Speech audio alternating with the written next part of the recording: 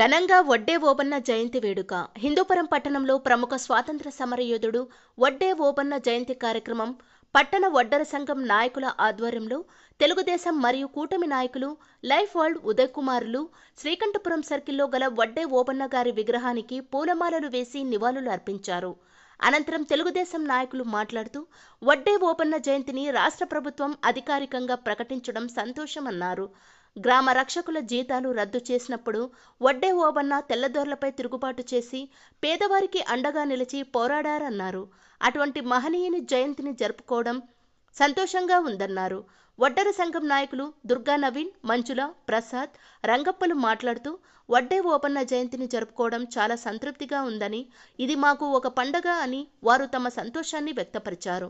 అనంతరం కార్యక్రమానికి ముఖ్య అతిథిగా విచ్చేసిన అఖిల భారత షహీద్ టిప్పు సుల్తాన్ యునైటెడ్ ఫ్రంట్ జాతీయ అధ్యక్షుడు, ముస్లిం నగారా జాతీయ అధ్యక్షుడు ఉమర్ ఫారూక్ చేతుల మీదుగా వడ్డే ఓబన్న జీవిత చరిత్ర పుస్తక ఆవిష్కరణ చేశారు.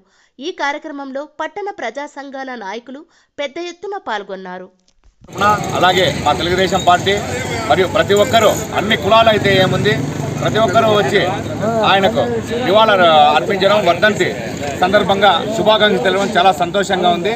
అలాగే మేము ప్రత్యేకించి మా తెలుగుదేశం పార్టీ నుండి మా సీఎం చంద్రబాబు నాయుడు గారికి, లోకేష్ గారికి, అలాగే మన పవన్ కళ్యాణ్ గారికి, మన బీసీ మినిస్టర్ సవితమ్మ గారికి, మా లెజెండ్ బాలయ్య హిందూపురం ఎమ్మెల్యే బాలయ్య గారికి ప్రత్యేకించి మా హిందూపురం శ్రీకంఠపురం వడ్డెర సంక్షేమం తరఫున ప్రత్యేకించి ధన్యవాదాలు తెలియజేస్తున్నాం. జై వడ్డెర, జై జై వడ్డెర, జై వడ్డెర.